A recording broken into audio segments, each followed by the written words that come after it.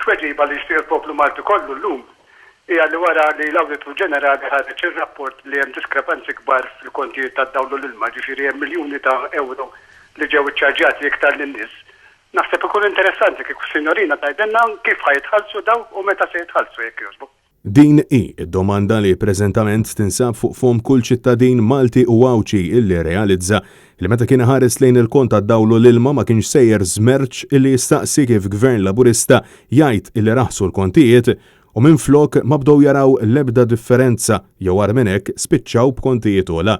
Din kienet id-domanda li ġiet mistoqsija fuq ix-xandir tal-Istat lil kap tal-operat tal-Arms u kandidat tal-Partit Laburista Nikita Zammit Alamango fejn telespettatur inkwetat rid ikun jaf jekk u meta il-Gvern Laburista kien sejrot lura l-miljuni ta' euro li nsterqu mill-kontijiet ta' dawlu l-ilma.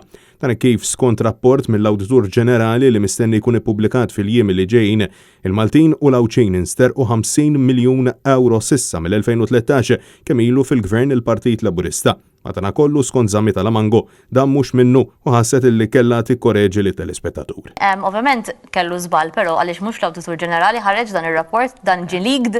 Dan fil-waqt illi minflok ħasset il-ħtieġa li sserra ħarras il-poplu Malti u Wawċi li l-Gvern ta' Roberta Bela se jkun qed jieħu azzjoni biex irott lura dawn il-miljuni u jaċċerta li din l-anomalija ma tibqax fis-seħħ jisostniet illi l-uniku pass li jagħmel Gvern Laburista u jekk ikun sforzat mġiel mill-qorti. Jekk ikun hemm direzzjoni differenti min-naħa tal-qorti eventwalment m'għandix dubju li l-Gvern ikollu jagħmel xi leġiżlazzjoni differenti. Laqstant, il-poplu Malti u Wawċi għadu qed jistaqsi meta u kif se jkun qed jieħu flusu lura bil-Prim Ministru Roberta Bela u esponenti tal-partit mexxi minnu jaħarbu milli jagħtu tweġiba ċara u tonda.